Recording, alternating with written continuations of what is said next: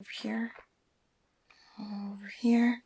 Following you? Maybe all the way down here. Oh no, they're going that way. Where are they going?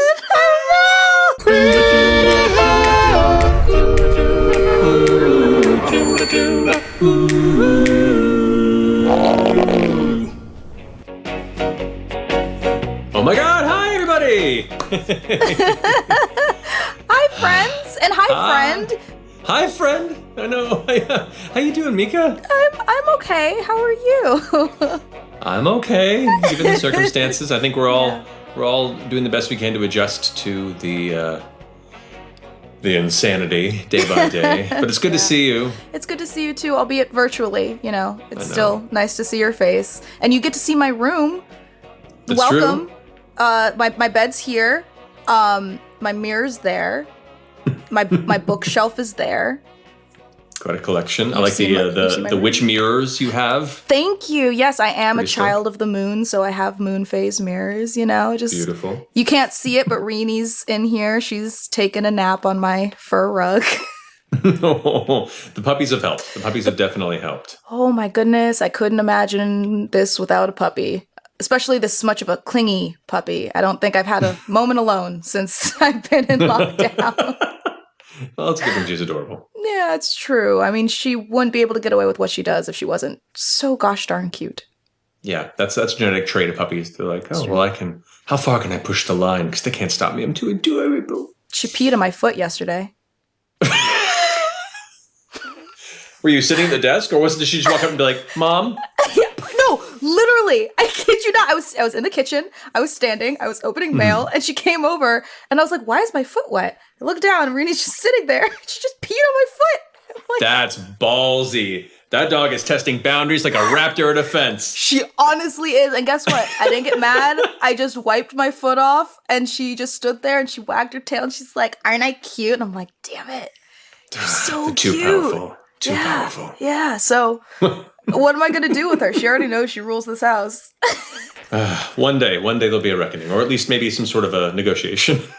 I don't think so. Watch out. Omar's going to pee on your foot one day. Probably. You're not wrong. Especially if they get a chance to hang out and swap notes. Oh, no. Oh, Reenie's going to be the worst influence. She's going to be like, "Come, young one. I'll teach you the ways." Oh, no. Well, on that note, you can now get to enjoy our new socially distant, long-form, rambling format! Yay! I'm so glad we got a chance to bring back Critter Hug, because, you know, last time we left off on Critter Hug, we were like, see you in a month! Oops. Yeah, we filmed that right before all this went down, and we've been trying to find a way to get back into this while we were getting everything else up and running with our production safely and healthily. Exactly. And this is awesome. I'm glad we're back on the swing of things, though in a different format. We don't have the cute set, instead you have our awesome little homemade backgrounds. Absolutely. And I think that it's super important that we're bringing back this long-term format because, you know, we have some important issues to talk about. The world has changed since last we were on the cute cartoony set with paper monstera plants. And the Black Lives Matters movement has really finally kind of taken the world by storm. And I know that a few months back when everything was kind of ramping up, I reached out and I was like, hey, really want to make a difference. I want to do something with the platform that we have. What can I do to help? Especially because this is a movement that is close to me, being Black. You know, like I said, spoiler alert, I am. Spoiler alert, I am If you haven't figured it out by now. If you haven't figured it out, I happen to be a Black woman. So the Black Lives Matters movement kind of matters to me. And we realized, Critter Hug is a show about uplifting voices. And what better way to use a show about uplifting voices to uplift Black voices? And it is complicated because I personally know that it's really hard to kind of be seen as a Black creator around Black issues because it feels like you only get contacted when there's a crisis or it's Black History Month or somebody gets called out for being racist and then they don't want to be racist. So they're like, hire a Black person. And you're like, Come on.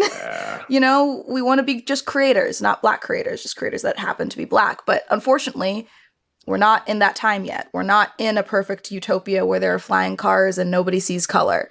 You know, we are in a time where there is systemic racism and microaggressions, which I really consider macroaggressions, honestly. And that's the industry that we're in. So until there is that change, that's what we're here for, right? Is to break through that horrible wall of bigotry and be like, look at these awesome black creators. Aren't they dope? Hire them, other than just the 28 days of February.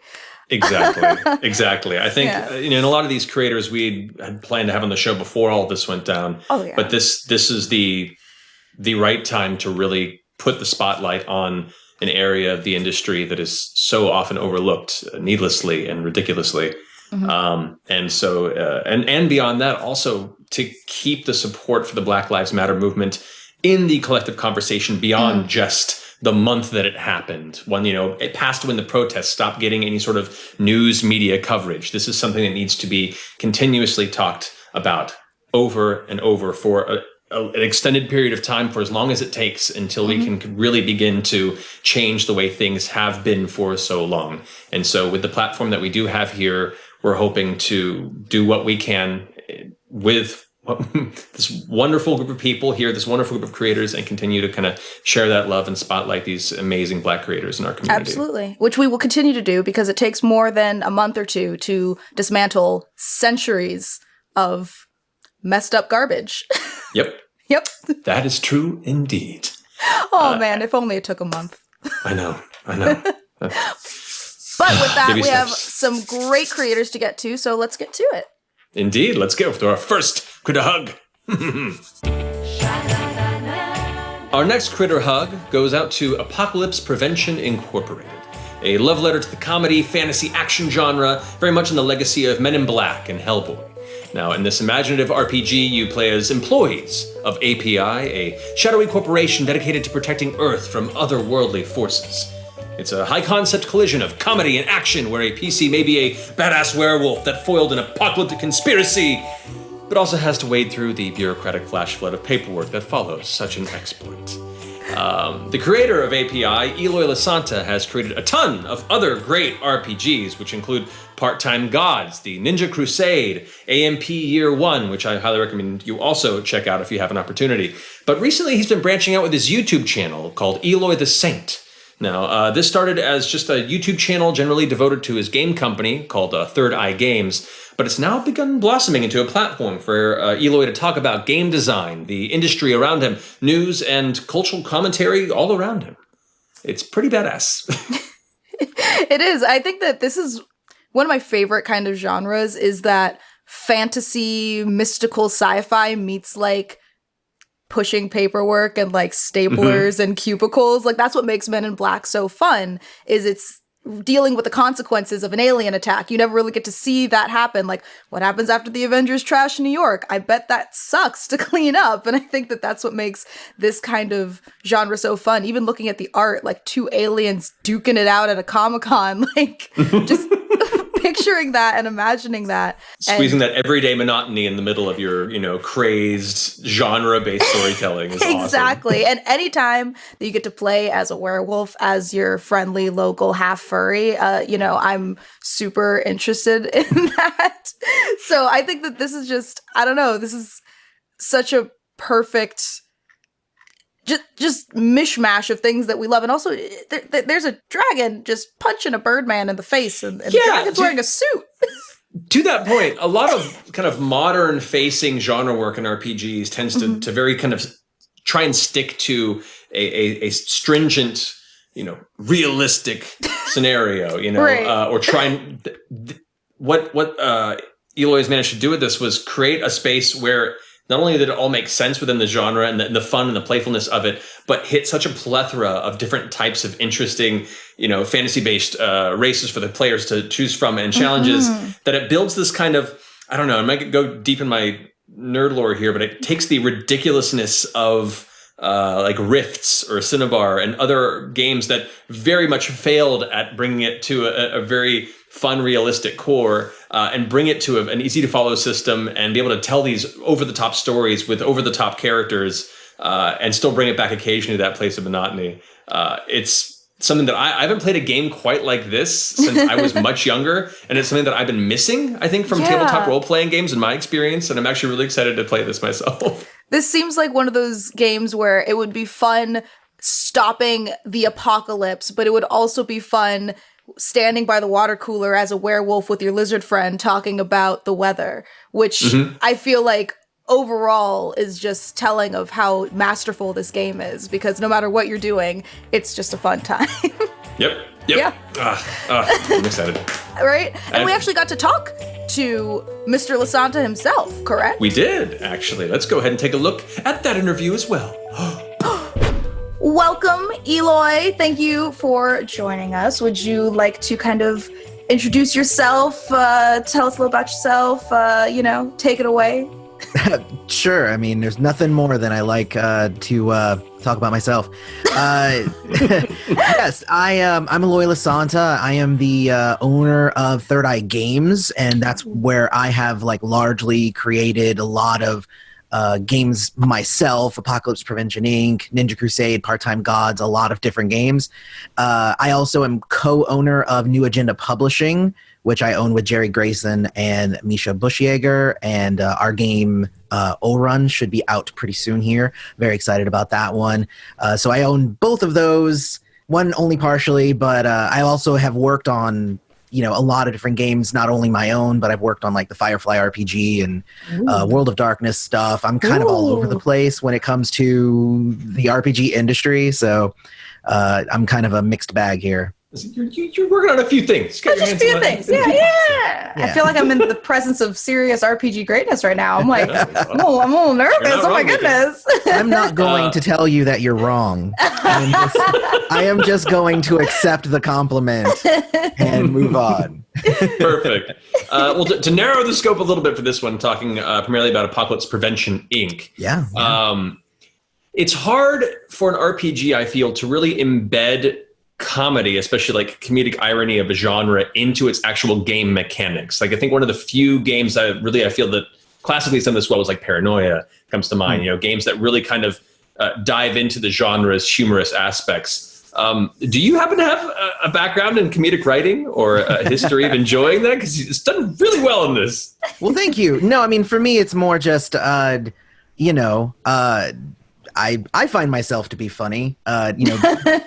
People's senses of humor can differ, here and there, but I've always been kind of a joker, and that game specifically was written with comedy in mind. So there were parts of the game where I'd be like, the game was supposed to be action comedy, so it's like, the action was obviously there, so I had to find ways to kind of add more comedy. I think probably my favorite of the mechanics is the bureaucracy, mechanic, where it's just you can ask for whatever you want, but, you got to also return it, and it's right. You can get demoted, and there's a whole bunch of stuff that can kind of go along with that.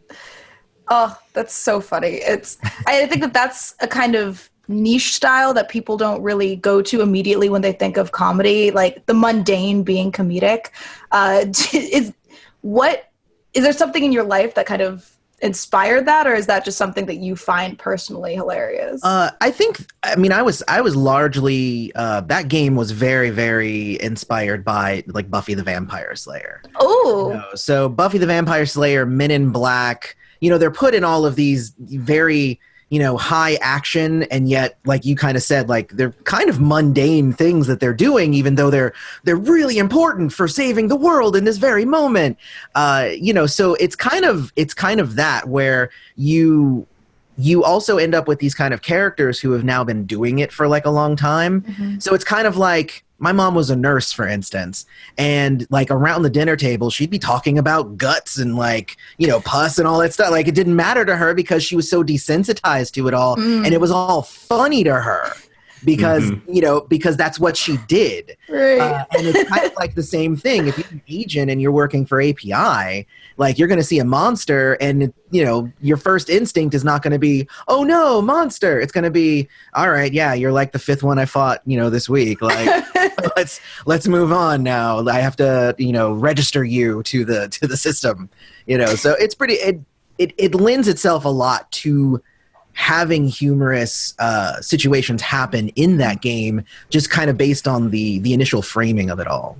Yeah. I love it. And API was, I believe, one of your first published RPGs. It was actually my very first one. My first one through Third Eye Games, and then a few years ago I came out with the second edition of it, which blows the first edition out of the water. So. as all good editions should. Yeah. But it's also good to know. Actually, no, they should. They don't always do that though, as we've seen with other systems. So well accomplished on that. Yes. But as you said before, from that being your first published RPG to now being a part of all these companies and being, creatively working with so many other talented people to create new game after new game, how has that journey kind of changed you? How have you grown and developed as a game designer through that to where you are today? I will say it like in two ways, right? So I would say one, I've become this interesting kind of person where I can pretty much, and I'm not trying to say this to be conceited or anything, but I can pretty much design anything at this point. Like if you give me a subject, I can design something that will resemble a game that will do that thing.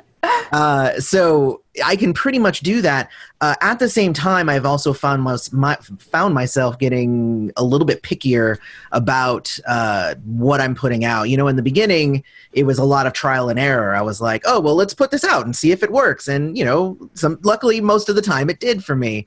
But, nowadays, I'm like, well, I'm still working on this design. You guys might see it one day. It's become a little bit more, I've become a little bit more closed with just throwing stuff out there. It's weird. It's a weird mentality.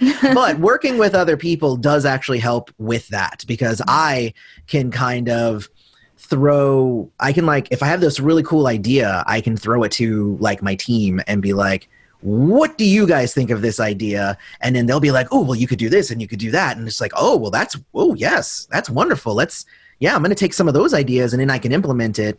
And it becomes a little bit more collaborative.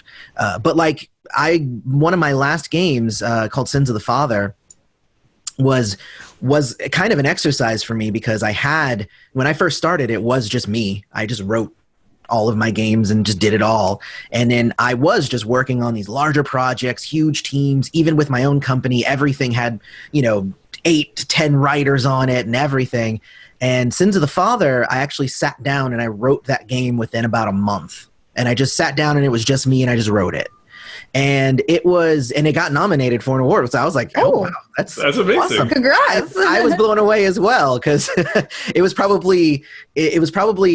one of those games that kind of just flowed out and it just kind of came. And then I was just like, this is good. I'm going to put it out. And then it kind of blew up. Everybody kind of loved it. So I was excited about that. But it shows there is no difference between a big game and a small game as long as it's good. I love that. That's beautiful.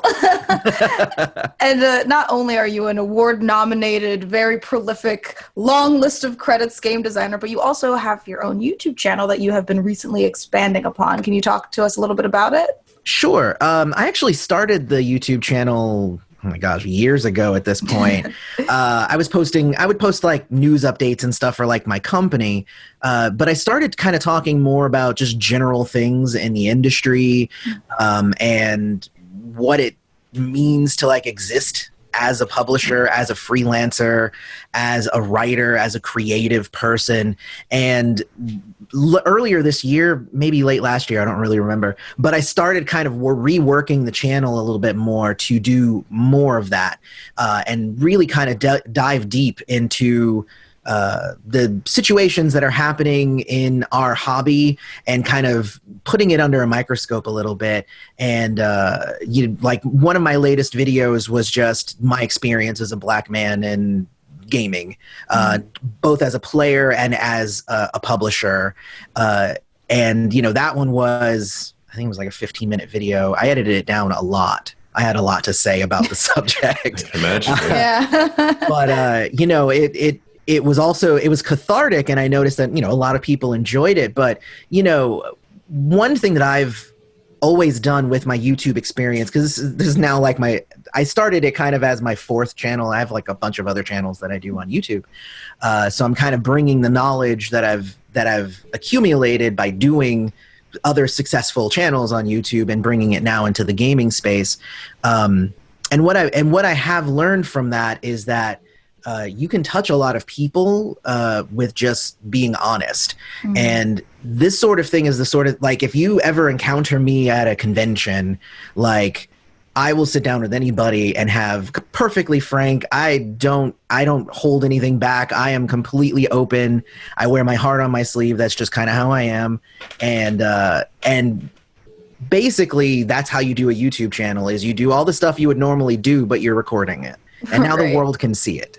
And so that's really the fun part about, you know, this sort of thing is I love talking games. I love talking about the industry and about some of my favorite designers and like cool mechanics from the games that I've played and whatnot. And that's the sort of thing that I want to share not only with my friends, but I want people who don't know me intimately and personally to experience, you know, my excitement for those things. So I'll stop. I ramble a lot. So You're good. It's all good. Well, for those of you out there who are watching this and want to follow your exploits, your projects, and as well as your channel, where can they best find you?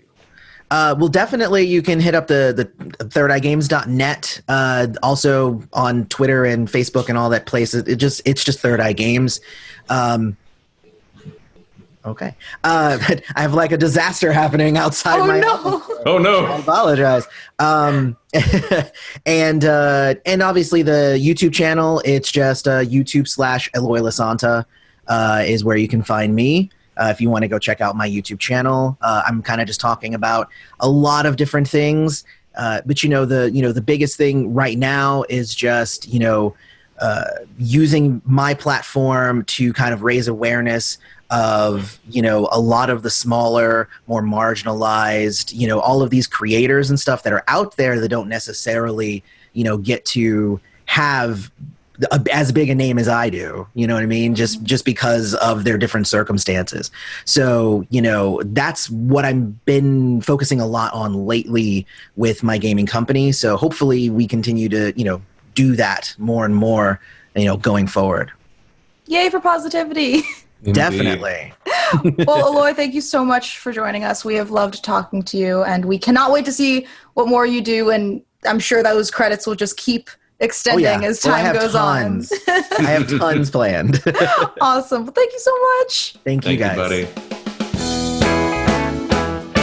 Our next creator is a cosplay queen, a writer, an activist, and a dungeon master to top it all off. She's the one and only Persephiroth, also known as Persephone Valentine. She's the dungeon master and creator of Fast Times at D&D High, a brand new D&D podcast set in a homebrew world created by Persephone that combines the chaos of D&D with the drama of high school. Terrifying. It's Dungeons & Dragons meets 1980s John Hughes movies, and we are totally here for it. Just, what a cool gal. I'm become an absolute fan of her work since we began looking for people to boost as part of this whole show. And on top of the fact that it crosses over that nerd circle Venn diagram between tabletop role-playing games and cosplay, which I think both of us have been heavily steeped in our lives. Correct.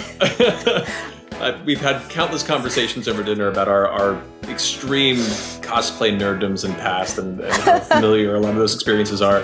And since discovering, for me at least, Persephiroth's work, I am continuously blown away. Oh. As a Final Fantasy fan, I think her Tifa is incredible. Yes.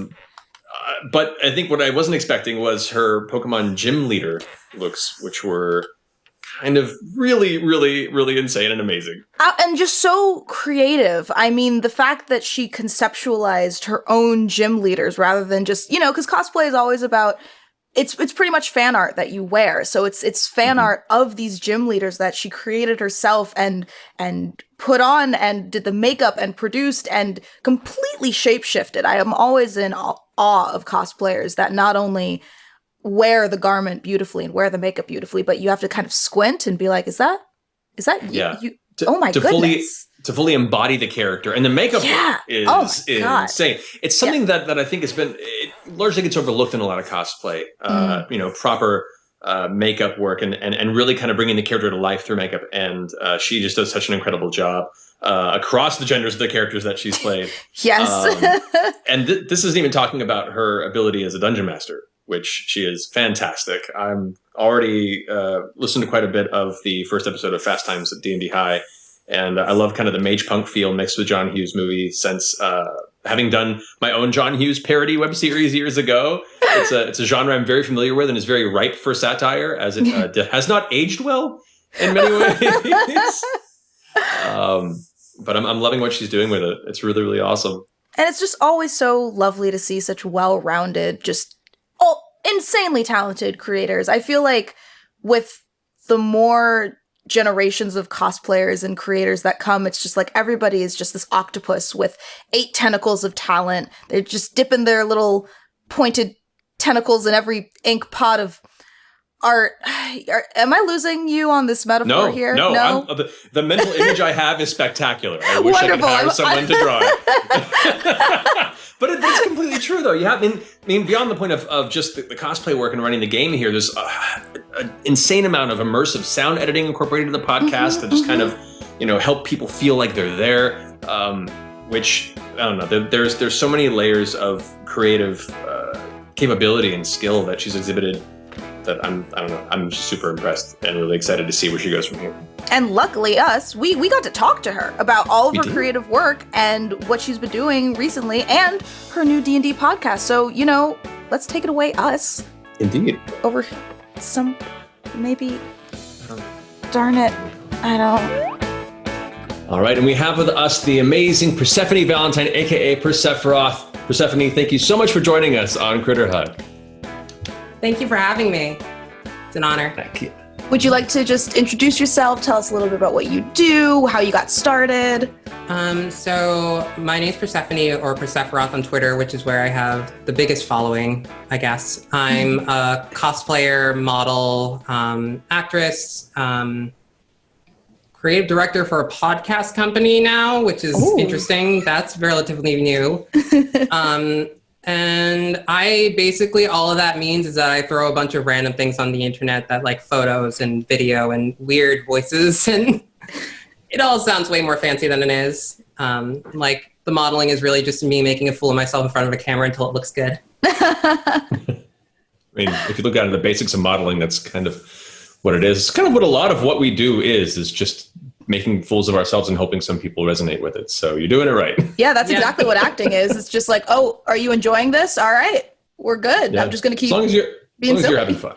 Exactly. Yeah. You just got to be willing to you just got to be willing to make a fool of yourself. And once you can do that, you can portray anything generally. Yeah. So. Absolutely. So how long have you been doing cosplay, if I might ask? Like when did you begin this wonderful hobby? Relatively recently. I've only started taking it seriously within the last 2 years. Friends of mine that are much better known in the cosplay scene, like It's Yoru Cosplay and a few other people that I know from real life, have been trying to get me to do it for years because I actually started LARPing. And so I was used to doing a lot of my own thing and my own costuming, but I didn't really care about doing characters that already existed out there. And even now, a lot of my cosplay is just sort of like my take on different characters. Like I did Poison Ivy, which was definitely a non-canon version of Poison Ivy. Like I like to put my own spin on things. And I've been doing that 2 years? 2 years, I want to say. That's awesome. That is awesome. Was Poison Ivy your first cosplay? Because that was just incredible. I loved it. No, my first cosplay was like actually 5 years ago, and it was Kita, and it was for a Halloween party, and it was terrible. The first cosplay that I put up on Twitter, I think, might have been Cruella de Vil. Ooh. Might have been Cruella. because I did Cruella at BlurredCon last year. So. Gotcha. We were just before the interview gushing over your Pokemon gym leader takes, which were absolutely amazing. Oh my God, your makeup skills. Yeah, the makeup skills legit. It's a thing that doesn't get given enough love in cosplay necessarily. And the people that do it well, case in point with your work, just kind of, it's incredible. You get away with a lot more when you know how to do makeup. Like, I got to be real, a lot of my costumes crap. But like, people get fooled because in photos, like, if your face looks good and you have a lot of like character makeup on, like, you can do things to hide like poor quality costumes and stuff. And like, the Pokemon gym leader stuff is actually like the first thing that I really started posting on Twitter, because I've had the account since 2017, but I didn't use it until last November, I think. And like, that's going to continue again in August, because that was sort of my attempt at like, what kind of characters in the lore would actually get me to play a Pokemon game again? Because like, I love Pokemon, the creatures. I hate the games. Like, I know, I'm a monster. Mica's going to fight you. So, okay, like, kind of cool. It's just the storylines don't necessarily interest me in the way like a lot of JRPGs do. Mm-hmm. And that's not the point of Pokemon. But I was like, I'm going to come up with lore and characters that would make me want to do this. So I made like a crime noir versus like punk rebellion, like Team Noble versus Team, Team Knave. And like just started making my face into different characters and stuff. Well, I feel like that kind of ties into what you've done with your D&D campaign, which is a lot of homebrew and making your own lore and making your own world. Can you tell us a little bit about what inspired this awesome mashup idea and how your podcast came to be? Okay, so fun fact, Fast Times at D&D High is actually the first D&D campaign I ever wrote and ran. I ran it about a third of the way a year and a half ago. 2 years ago. I've only been DMing for 2 years. I've been playing for about 16, but I didn't think I could do anything with storytelling or GMing or anything like that. But that game died, and so I just sort of put it in my back pocket, started fleshing it out more. And the year that I ran it, at first I was like, I'm just going to start running things on my own time for fun. And then after... I started running more and more games. I think I was running 5 at once, like 5 long-term campaigns. And I sort of used that as the audition process for the podcast when I decided I was finally going to do it. And I had this game that was in my back pocket. And I was like, y'all, all you people that have agreed to do this podcast, you want to play some high school bullshit? But as far as like the media influences, there's a lot of anime and a lot of JRPG. Persona 5 is a huge influence. Yeah. Yes. So is Sailor Moon. So is Buffy to a degree. And like, I actually have to admit the title is a little misleading because I've never seen Fast Times at Ridgemont High. I just thought it was a cool parody title and it fit. So there's a lot of influences from a lot of things. Like, I've been a big fan of like teen lit and like YA lit and anime starring like young students like My Hero and other stuff like that. So it just seemed to fit really well with what I already like write when I'm like being an author, because I've written 3 books but I haven't published any of them. They're terrible. But like YA is what I write. So it seemed like a natural progression to do a YA game, essentially. Yeah. That's awesome. Well, and to that point, like, it's not just the creation of the world and running of the game. There's a lot of people that just throw their games up online as podcasts, kind of just a straight recording. But you've gone to a level of technical detail and created a level of quality through the sound editing and the immersion from an audio standpoint. Like, the level of quality of the podcast out of the gate is already insane. Like, what made you decide to really kind of bring that to the forefront and make it as high quality as it could out of the gate if you haven't really done something like this before? Well, so I'm just a stickler. That's really it. I have perfectionist tendencies, and that's really all. Also, like, the podcasts that I started listening to when I started listening to actual play podcasts were like Not Another D&D podcast, Adventure Zone, a bunch of other stuff, and like these really popular podcasts. And then I started listening to like other smaller podcasts, which were just as good. And that was sort of like stuck in my mind. Like, if I'm going to do this, I'm going to do it right. And I'm going to learn as much as I possibly can to make it right. Or I'm going to find people who know how. And I started looking around for an audio editor. My friend Derek is a very talented, like, voiceover actor and audiobook narrator. And he had editing skills. And he was one of the people that we interviewed. And just has been incredible and really raised the bar for the quality of our podcast. And then, like, a lot of it was finding people I knew that could act and could role play and I could mesh with. And everyone that I have on the cast is someone that I either LARP with, or Caro, who is one of the cast members, is actually director of the theater company I'm in. And like, they're all people that I know are creative and talented and that I've been very lucky to have. So as far as like the quality of the role play and the quality of like the mechanics of the game, that I knew I could handle off the bat because of the people that I knew. It was the other stuff that I really wanted to like work on, like getting the right mics, getting the right equipment, getting the sound right. Just making sure that there was like enough there that like people who have been presented with other D&D podcasts are like, okay, this offers something of quality and offers something that I'm interested in. So that was a really big point for me, just making sure that happened. And it's super obvious that you've put in all of this incredible work into your podcast when you listen to it. And for any new listeners who possibly haven't listened to or seen Fast Times at D&D High, can you give us a little bit, like a chunk of story or a piece of homebrew that you really feel passionate about that won't spoil anything, so people can go watch it, but that will get people hooked in and really wanting to listen to this podcast? Oh, it's so sad that this is happening now. When is this airing? This is relevant. I need to know. This will be airing a few weeks from now, probably. Okay, so the most exciting piece of homebrew I can't talk about. Oh no! I can't talk about it, unfortunately.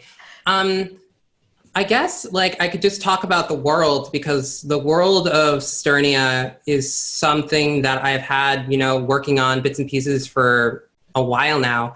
And just the place that all the players are mashed in, this place Cadence, and the school systems that are there that were all founded by these great heroes that were, the great heroes of way back when.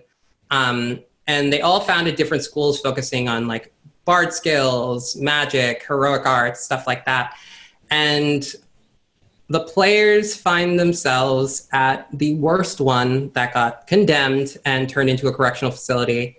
And that is a lot of the onset of the game, which is not too much spoiler alert. It happens in the first 10 minutes. So it was very fun because none of the players knew what I was doing. I gave them all.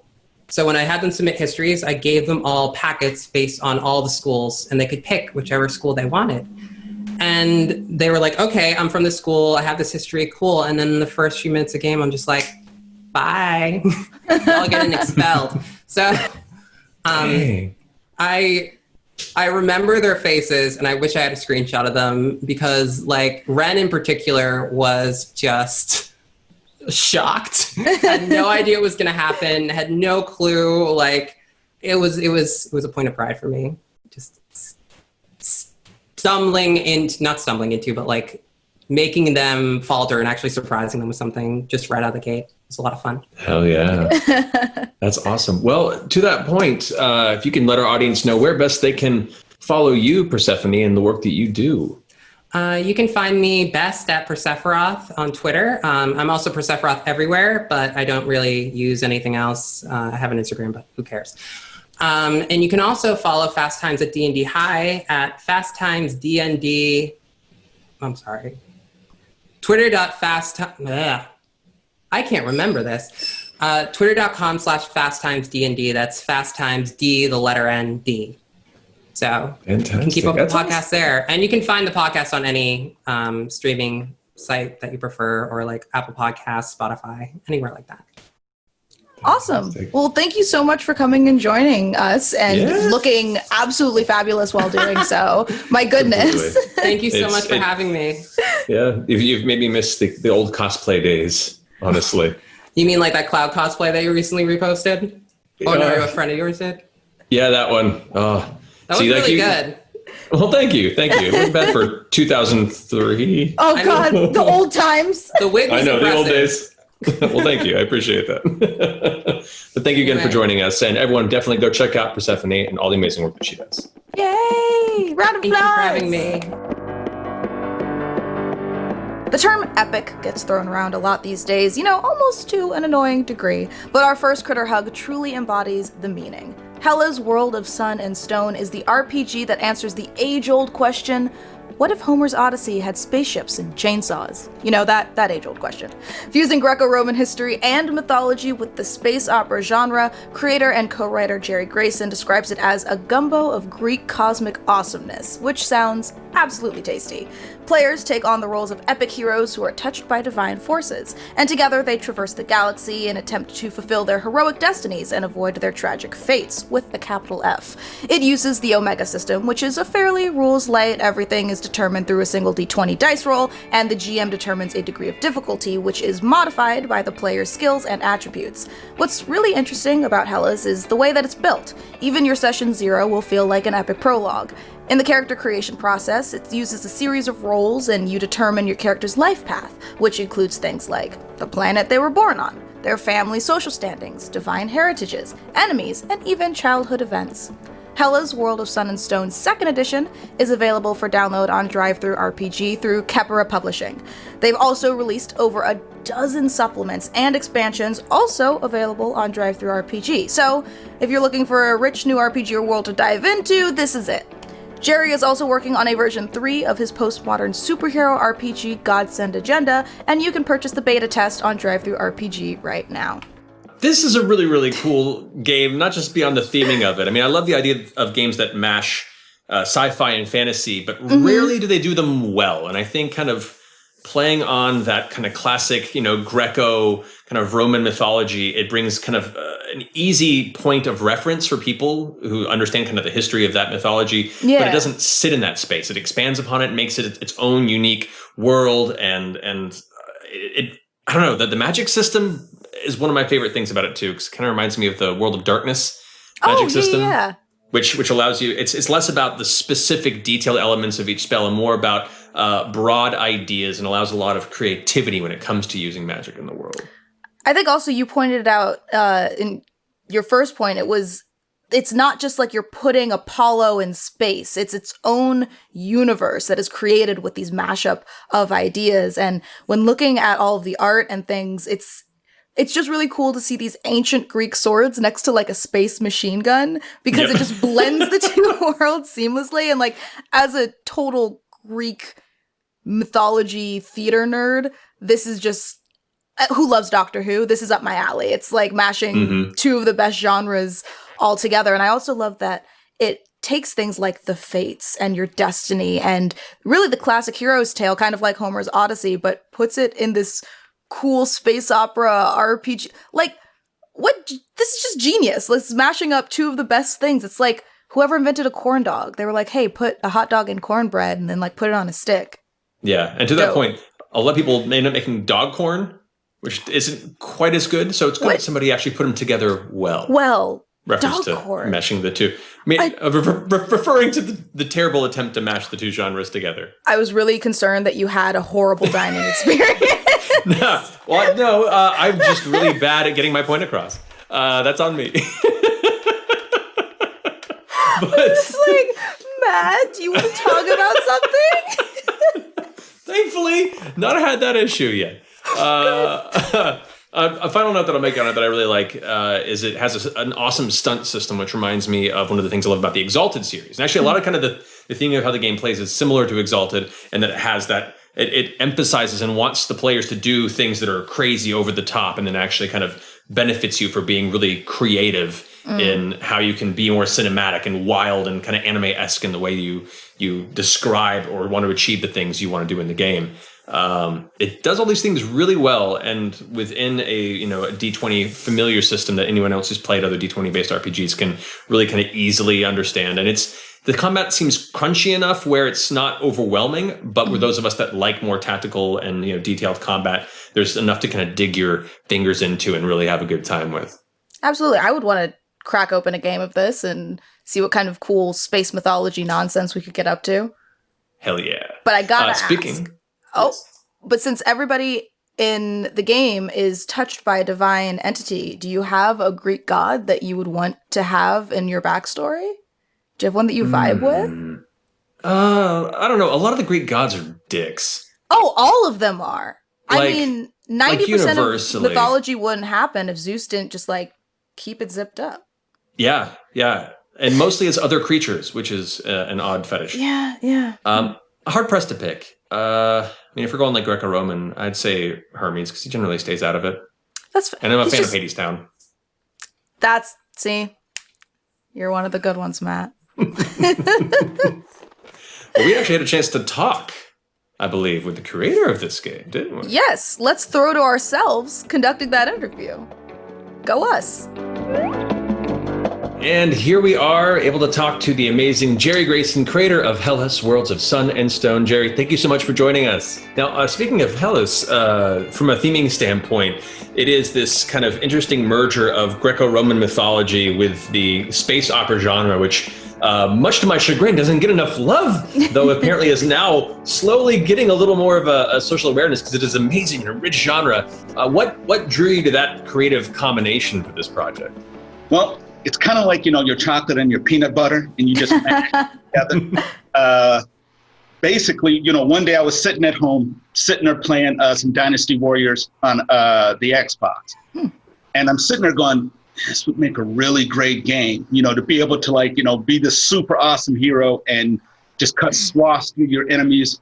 And, but, I was really lazy and decided to just do, Greek mythology instead of Chinese mythology, and came up with Hellas, which it actually works because Greek mythology is so operatic in the first place, and then when you just add laser guns and spaceships, it just kind of takes off by itself, and it has everything that you could want in it, the pathos, the excitement, the tragedy. It's all baked into the game, or at least we tried to anyway. And speaking of having everything that you want in a game, the life path system, the backstories, it's so intricate and detailed, and it's really more than I've ever seen in creating backstories than, being a nerd and going home and writing like 8 pages yourself. It's kind of, like you said, baked into the game. What inspired you to put that into the systems? That question, like, how did your characters meet? Or, how'd you guys all end up here? The thing is with Hellas and the life path, which is actually a game in of itself, it allows you to connect everyone's character in some way. So if you were, at the Battle of Themyscira, the other guy could say, you know what, I rolled on the life path, my character was there. That's maybe how we knew one another. Or if you have a disadvantage where you have an enemy, it might be, Klytos the Reaver, who, you might have run across. And it kind of interconnects all the characters so that you already have the impetus to go on these adventures with everyone else at the table. So I love it. It takes some of the elements of what I love about the kind of character backstory creation of games like Traveler, but they're very character-centric, not group-centric. And I like that this makes it an easy way for you to just weave the entire party together. It's really, really cool. Oh, yeah. What it does is once you make a character, you can't wait to play the character. Yeah. And so everyone at the table is instantly engaged and focused on, playing that game as opposed to just, making a character and hoping some way it fits in. And that was probably the best part about the game. In fact, you don't even have to play the game. Just make characters. That'll be, your game. And after that, you don't have to play the game. You just make characters. Well, interesting you say that. You've obviously been doing this for a while. You just spoke about the veritable library of games that you've designed behind you. As a game designer, and I'm curious about this because whenever I had the opportunity to speak to somebody who creates as much as you do, what kinds of ideals and themes do you personally strive to infuse into your games? What is the kind of continuing threads between each game that you design? Oh, gosh, that one right there. This is the thing. And as you design, or actually being any type of creative, whether you paint, whether you cook, whatever you do, there's this philosophy that I have about good works, and everyone does a good work, or everyone should have done or should do a good work. And that's what all the games are about. Godson Agenda, Atlantis, they're all about basically changing your environment for the better. So in, let's say, Hellas, you are striving, through having, glory and renown to become, to have your name remembered. And through that, basically leaving your mark on the world, leaving a positive mark on the world.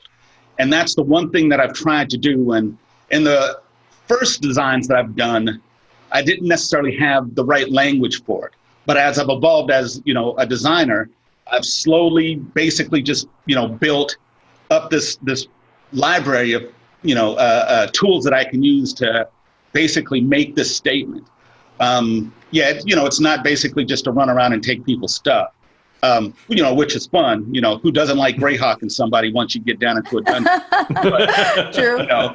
The thing is, what is that mark that your character leaves? Right. Did you leave it better than you found it? Were you remembered as a cat? Or were you remembered as a hero? And that's what a lot of my games are about, even though like they might have a different facade on them. It might be a fantasy game. It might be a Greek space opera. It might be, a postmodern mythology game, but they all try to push you into making some type of substantive mark on the world. Right, crafting a legacy. That's awesome. That's wholesome. I like that. Yeah. So, and hopefully it works. Hopefully, the one cool thing that I've always done is once you have your folder of your characters and you put them up on the shelf, and then you might come back to it 5 years later and go, oh, I remember that character. And then you'll start looking through, and essentially you're playing the game again. It's like seeing a good movie or reading a book, or revisiting like, a piece of music that you haven't heard in a while. It invokes those memories. And that's what I wanted to create. I want to spoil people so that no matter what game they play, they'll always go back and go, oh man, do you remember that one game we played? And then, then they can, it's kind of like when you eat really good food, the way you can remember how it tastes and how it made you feel. Yeah. And that's what it's about. That's what, sitting around the table with your friends to me is about, is building those relationships and those memories that are, that'll get you through. Like sometimes the darkest of times, you'll go back and look through and go, oh yeah, I remember Yakiska Jones. Oh, look, this is when he leveled up. This is the character sheet when he was 8th level. And you just, it's great. It's like looking through a photo album, except it's got stats on it. Oh, yeah. I love That's the best sentence. I love the descriptor. That's it really so is. Perfect. Yeah. Oh man. And as you're talking about all of these games and the experiences that you want to create with your games, you just released a beta for your game Godson Agenda, correct? Yes, Godson Agenda. It's my first game that kind of sprung out of like a lot of different games that we played in like the 90s. Wrote it, put it out there. It did okay. Then put out a second edition, which did better, had more tools to use. And now the third edition, which is I consider my magnum opus, which is everything. Essentially, I'm just opening the refrigerator of my skull and pulling everything out into like a gumbo pot and making things like just a thing of like awesome that I can make. And funny enough, I was trying to recruit people today because I'm trying to get everyone involved, since it's a game of postmodern mythology, and it's not just Greek mythology or Western mythology. It's, African mythology, Latino mythology, Asian mythology. So I've been trying to grab the best people that I can from like, those groups to come and work with me and make this game. So yeah, that sounds amazing. Awesome. Yeah. And do it. For people who aren't really familiar with game developing, because I know I'm not. You said you had your first version, your second version, now you're on version 3. Could you give us like a TLDR breakdown of how do develop game? How do make? It's actually it's very simple. It's a lot of times, people go, oh, I want to be a writer, or I want to be an artist, or I want to make music. And the way I did it was that I just did it. I just one day. And you got to have the audacity and the ego to actually just do it. How do you paint a picture? You just do it. Basically, what it came from is that I drew a comic book, and I was going to have it published. This was the early 2000s, so that everyone had some type of .com. Everyone was doing something. Right. And the publisher was like, hey, we're going to publish your comic, but do you have any other merchandise? And I'm like, I got a role-playing game. And they're like, we'll publish that too. And I was like, great. So then I was like, I got to go write a role-playing game. So I wrote the first role-playing game. But as all things happened in the early 2000s, they went bust. So I was left with this comic book and this role-playing game. And I just went ahead and did it, published it myself, and, been doing it ever since. But it's fairly simple. You start with an outline of what you want in the game, and you just kind of build the way you would build, make a sandwich. You start with, your foundations, and you just you keep adding stuff until it looks good, and then you try to eat it. And sometimes it's, a trash fire. So you start again. And that's kind of, been my career is I've been selling people trash fires that they can eat. Your imagery and metaphors are just chef's kiss, top notch. Yeah.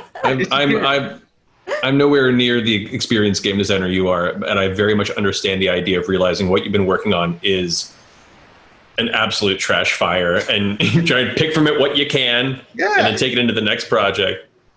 It's not an easy process. No, it's not. It's like you're trying to have like a birthday party and someone's punching you in the stomach because, you're like, oh man, this is so much fun. Ow. Oh, this is so much fun. Ow. But, eventually you end up with something that, you like, because anything that you like, you're going to suffer through, and you will power through it to make it happen. And trust me, there's sometimes where I'm like, I really don't want to write this, or there's certain parts of a game where you're like, I don't feel like writing this, but you have to write it. So you have to find that time to write it. And sometimes after you're done writing it, you'll go back and read it and you're like, ooh, I hope no one brings that up on the internet. There's a part in a game that I wrote. I know that I wrote it at 4:00 in the morning, and it's such gibberish. Oh no.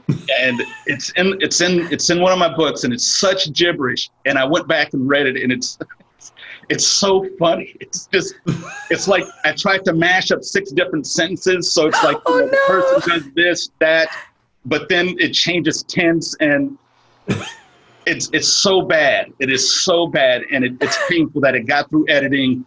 But luckily, in the second printing, I managed to excise that piece. But no, it's always going to be in there. No matter what you love, you're going to think you can do it better the next time around. But it's a gift, man. Being creative and being able to do your thing and being able to share your thing with whomever, it's magic. That's literally what we're doing is when you sit around a table, you're making magic. You're making something from nothing. And that's beautiful. It's like making a baby that 5 other people help make. It's a little seedy, but Hey, the product gets done. Yeah, It works. Oh my God! Look, you're fantastic. Your work is amazing. Please keep it up. Keep us updated on Gogs and Agenda. Yes. As that gets situated. And for everyone who's watching this, where can they follow and support your work? Oh gosh. Well, you can find me on Twitter. It's Khepera RPG. You can find me at kheperapublishing.com. I'm all over the place. I'm that guy who Googles his own name. So if I'm mentioned someplace, eventually I will just summon up out of the ground and start jibber jabbering until till I get blocked. Like Beetlejuice, Yeah, exactly. Yeah, absolutely. If you say my name 5 times, I have to leave. But so those are pretty much, I'm over all the different gaming forums. Someone will mention me, and then, I'll just kind of pop up out of, the ground and start talking. So. Well, thank you so much for joining us, and we'll make sure to mention your name on some sort of forum so we can keep in contact. If you mention me, guaranteed I will show up eventually and start trying to sell people like Amway or knockoff cigarettes or something. I'll be there. Perfect. We will refine the summoning process in due time. Exactly. Thank you, Jerry. Have a wonderful day. No, and hope you have a chance thank you very much. When all this passes, have a chance to hang out in person sometime. Yeah. Absolutely. Being a GM is hard. There's a lot to keep track of. Character sheets, stat blocks, why Tabaxi rogues are allowed to be a thing. But today, our critter flag salute goes to a business that has thought about something most DMs probably haven't considered: enhancing their sessions with scent. Ooh. Now today, we're saluting Cantrip Candles, a store that sells a plethora of scented candles, all themed around enhancing your tabletop RPG adventures. They have scents like Blackhound Tavern, A Walk in the Woods, or Stone Moss Chapel. They hand pour in small batches each of these candles with 100% vegan soy wax with cotton wicks, and they are absolutely amazing. We've had them in our home for quite some time. I've used them in games. There's one there. Watch. Tell us about your candle in hand there. My candle is Le Jardin des Fleurs, the Garden of Flowers, rough translation. No, this has honestly been one of my favorite candles. We're like a scent house. I've grown up loving candles. We burn candles in every room of our house. And the second I bought this, like, as you can see, it's almost burned down completely. I'm obsessed. And also, just last night, it was deep burning and I saw the D20 inside and I almost burned my hand trying to reach for it. And then I was like, no, Mica. Gotta wait. Be patient. But then it's sealed up again. I don't see it anymore. It's in there somewhere. It's a mystery time. Which, by the way, they have hidden D20s in the candles, guys. Solid metal D20s. Like, those are some legit D20s. No joke. And to strangely off of your point, I have not been a scented home or a scented candle type home. Mercer brought a little bit of that into my life when we started dating, but it wasn't until Cantrip Candles that we had kind of a source that was both smelled good and thematically made sense for our ridiculous lives surrounding RPGs. So they've been in constant cycle throughout our home until we ran out. And recently the store, I guess, refilled before I could get to it and I couldn't order any. But I hear they're planning an expansion soon. So hopefully they'll have more availability because I need so more glad. of these candles. I'm trying not to burn this too fast because once I run out, I'm going to be really sad if I can't restock like immediately. And I just, as a candle nerd, which I never thought was a thing until I became a candle nerd, I really love that he's teaching people how to take care of their candles properly, like how to cut down your wick so you don't, I forgot to cut down my wick and there's a burn mark because the fire flared up. So, you have to make sure to take care of your wax candles properly and how to do a proper first burn. And I think that that's a lot of things that people don't know about candles. You think, you just light them and whatever. But it's like, no, he's like super smart and awesome. And God, this smells so good. Come for the boosts. Stay for the candle tips via Mica. And for the candle sniffing. Exactly. No, they're sniff-worthy. Trust us. They are so sniff-worthy. It's pretty ridiculous. But to that point, we did have an opportunity to catch up with the owner, Christoff Vissche, to check out all the cool things about this company. Let's go ahead and look at our interview. Big, huge, warm, beautifully scented welcome to our guest, Cantrip Candles or Christoff. Which one do you prefer? I prefer Christoff, but Okay. Cantrip Candles is a common internet one.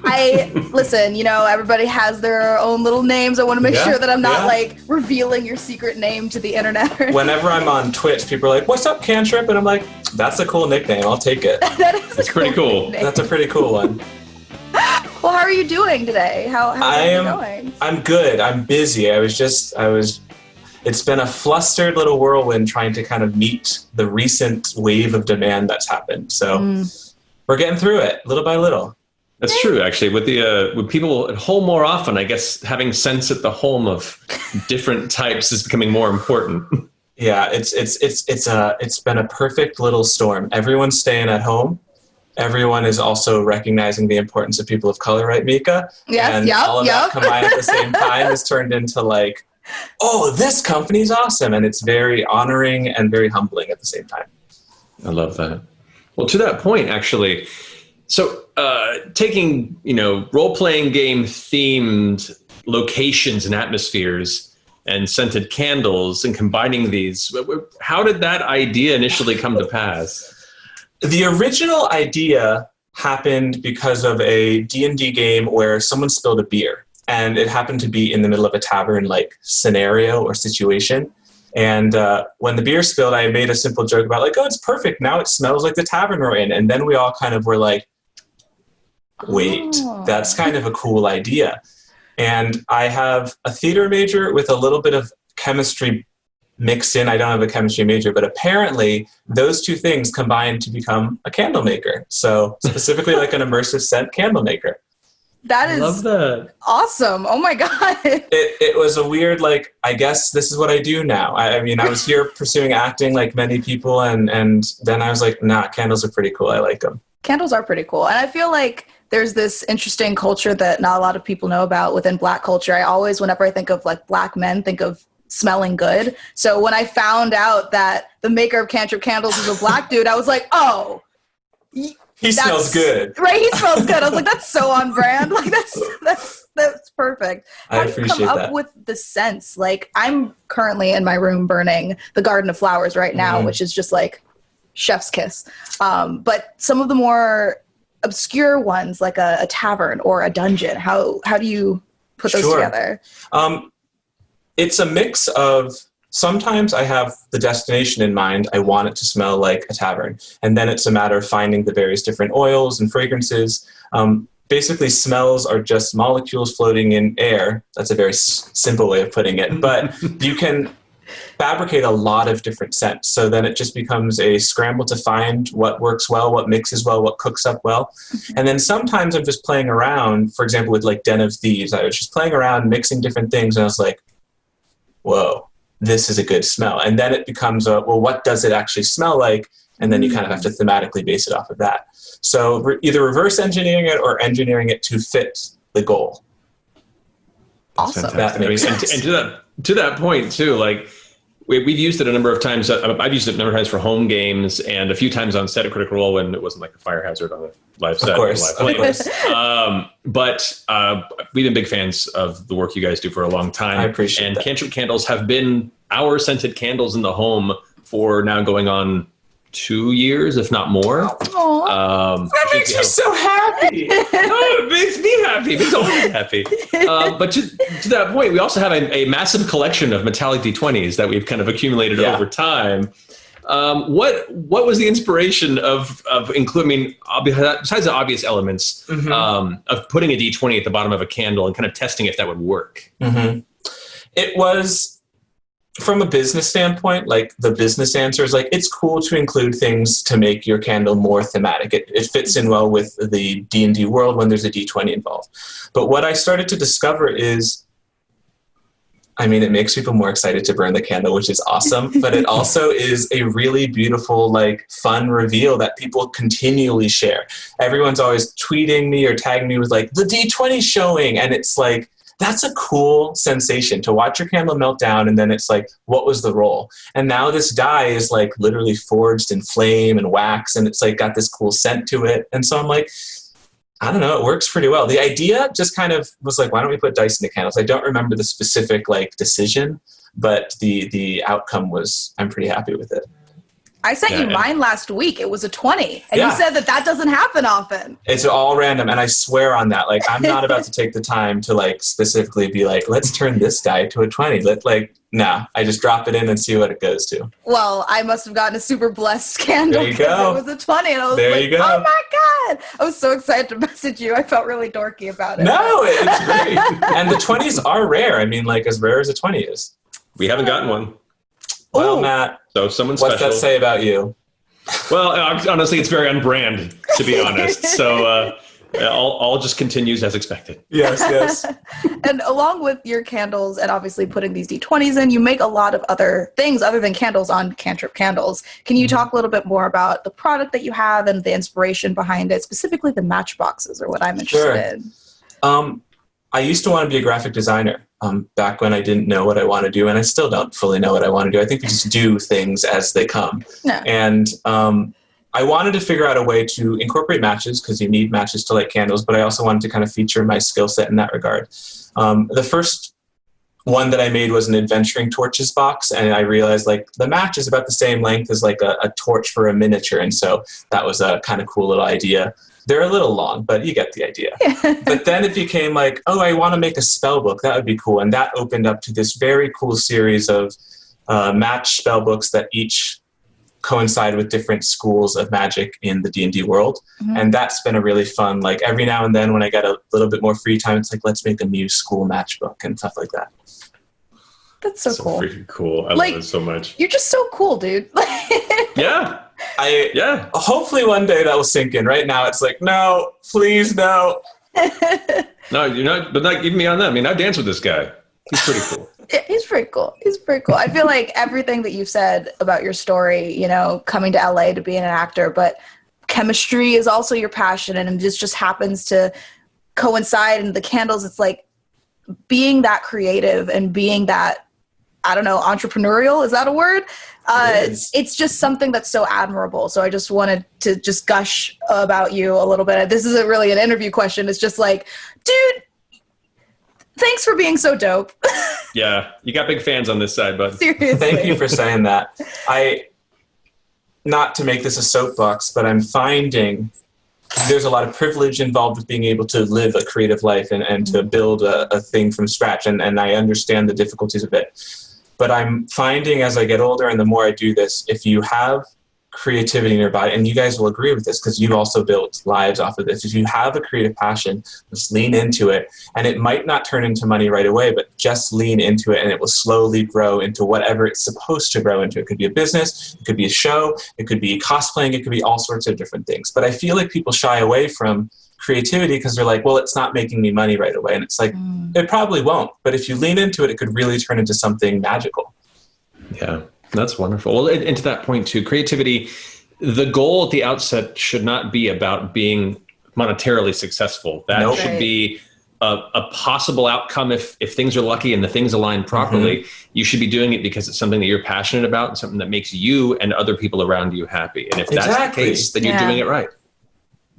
So boxy, but you're doing it right. I know. It's true. Yeah, it's true. I know personally, and Matt said it, you and your candles have made a lot of people happy. And I'm also just happy that people who are sitting at home in quarantine are making their houses smell good, because a good smelling house is just important. It's important when you walk in. I mean, not that we're doing that often, but it's a good first impression. It's like, especially with a new puppy, it's very useful. Oh, I don't envy you, man. Dogs are awesome. I love my dog. He's right back there, but puppies, it's a lot of work. Matt and I are swimming in dog pee currently. Yeah. Dog pee and puppy farts. They are pungent, brutal, and lingering. There's my new candle, puppy farts. Exactly. Speaking of which, what's next for you at Cantrip Candles? What new exciting things are you developing and that you can talk about at least? Yeah, totally. So right now we're stuck with, we have to expand. It can't fit in the house anymore. And what's really exciting is we're looking for spaces in LA, and it's like, oh my gosh, what's that going to mean? And what are we going to do with that space? But that's a really exciting premise. So once we expand out of there, I've got a jungle scented candle that I've actually released about a year ago, but then it fell onto the back burner. It smells kind of like when you walk into a botanical garden, kind of like that wet air with a little bit of leafy greens for any sort of Yuan Ti encounters or things adjacent to that. And then we're working on a desert bazaar scent, a little bit of curry, a little bit of dried woods, a little bit of like sweetness. 2 deserts and rainforests are things that still apply to D&D but aren't always picked, you know? So those are coming up. And then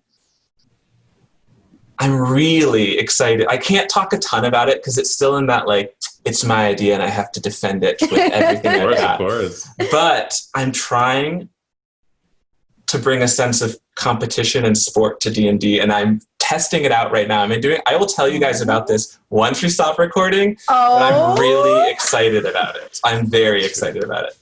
Okay, I'm excited just at the prospect of this. Oh my goodness. It's cool. It's really cool, and I hope it works well. Well, thank you so much for joining us, and thank you so much for providing sense into our home. I personally would like to thank you. My room smells so good right now. It's an honor. And if you ever do anything mango scented, like, please hit me up. Let me know. Look, coffee shop was fully just like that's a good smelling candle. I don't need I'll make some just damn good smelling candles because those are nice too. Those are nice too. Hell yeah. Well, thank you so much, Christoff. Give our love to everybody else you work with in the team. Keep doing what you're doing. And when all this is past, hopefully get to see your face again in person. I think that'll happen. Thank you guys for having me on here. Thank you. Thank you, buddy. Yeah. Bye. So we here at the Critical Role family, since the very beginning, have firmly believed in supporting and lifting up of charitable causes, especially during these very uneasy times between the need for COVID relief and supporting the continued fight for the Black Lives Matter movement. Charities like the NAACP Legal Defense Fund, the Bail Project, or Color of Change.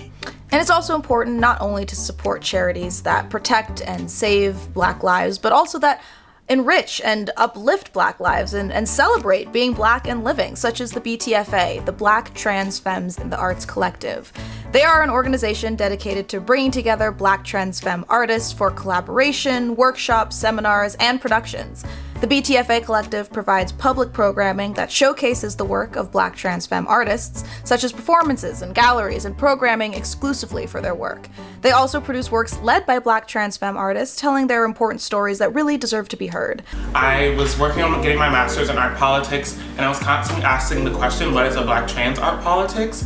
But being that I was in such an academic, white-centric space, I didn't have access to the community and I wasn't connected to the community in the way that I needed to be to get the work done. Growing up, I was in theater a lot. I went to performing arts high school. I came to NYU as a director. So I always wanted to be a director of like huge musicals on Broadway.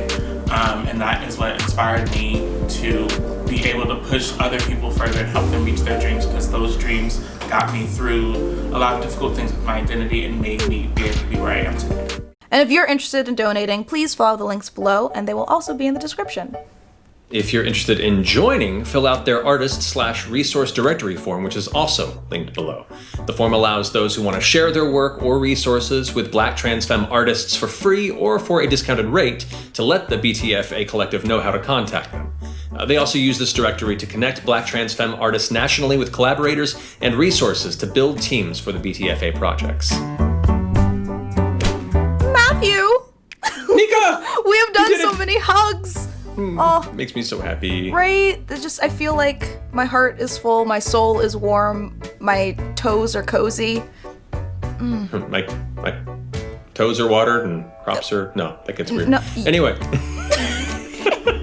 If you're watering your toes, we have some apparently problems. Rini hasn't left you alone in that point, so I'm just Oh, saying. my dog peed on my feet! My dog peed on my feet! I Yep, don't it understand. You know, everyone's got their thing.